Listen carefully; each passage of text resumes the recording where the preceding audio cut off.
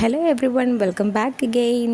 അപ്പോൾ കുറേ നാളുകൾക്ക് ശേഷം ഒരു വ്ളോഗ് എടുക്കുവാണ് കേട്ടോ. സമയം കിട്ടുന്നില്ല, അതാ ഒന്നാമത്തെ കാര്യം. അപ്പോൾ ഇപ്പോൾ എങ്ങോട്ടാണ് പോകുന്നതെന്ന് വെച്ചാൽ എൻ്റെ അപ്പച്ചിയുടെ വീട്ടിലേക്ക് പോകണം. 3 ദിവസം വെക്കേഷനല്ലേ. അപ്പോൾ അവിടെ പോയപ്പോൾ എൻ്റെ കസിൻ സിസ്റ്റർ ഒരു റെസിപ്പി അവൾ പറഞ്ഞു തരികയാണ്. നീ ഇങ്ങനെ ഒന്ന് കഴിച്ചിട്ടുണ്ടോ എന്ന് ചോദിക്കണം. അപ്പോൾ ഞാൻ ഉച്ചയ്ക്ക് ഞാൻ പോയി, ഏകദേശം ഒരു 10 മണി കഴിഞ്ഞപ്പോൾ അവിടെ എത്തിയപ്പം ഉച്ചയായി. 2-3 സ്ഥലത്ത് പോയിട്ട് ഞാൻ പോയി.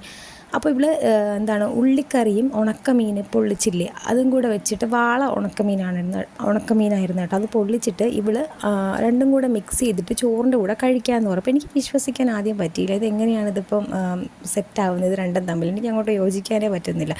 അപ്പോൾ പുള്ളിക്കാരൻ നന്നായിട്ട് കുക്ക് ചെയ്യും കേട്ടോ, നല്ല അസാധ്യമായിട്ട് കുക്ക് ചെയ്യും. ഓരോ പുതിയ റെസിപ്പീസും അവൾ ഇങ്ങനെ പരീക്ഷിച്ചുകൊണ്ടേയിരിക്കും. അപ്പോൾ അവിടെ കുട്ടികളൊക്കെ ഉണ്ടായിരുന്നു, അവർക്ക് ലീവ് ആയതുകൊണ്ട് അവരും വന്നിട്ടുണ്ടായിരുന്നു.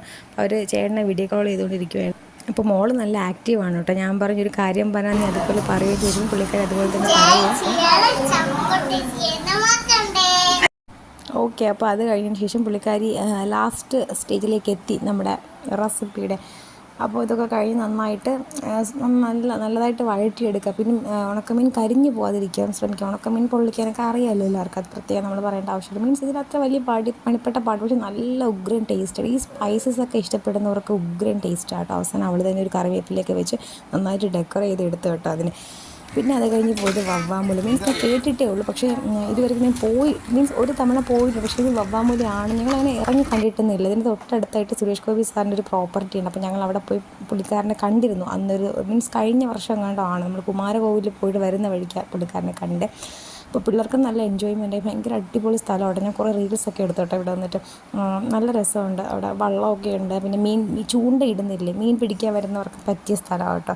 എനിക്കൊന്ന് ട്രിവാൻഡ്രത്തുള്ള ആൾക്കാർക്ക് ഇത് അറിയാം. സ്റ്റോൺ ബെഞ്ചൊക്കെ സെറ്റ് ചെയ്ത് നല്ല ഭംഗിയായിട്ട് ആൾക്കാർക്ക് കുറച്ച് സമയം വന്നിരിക്കാനും നല്ല റിലാക്സ് ചെയ്യാനൊക്കെ പറ്റിയ സ്ഥലം. പക്ഷെ ഞങ്ങൾ വീട്ടിൽ നിന്ന് ഇറങ്ങിയപ്പോൾ ലേറ്റ് ആയിപ്പോയി.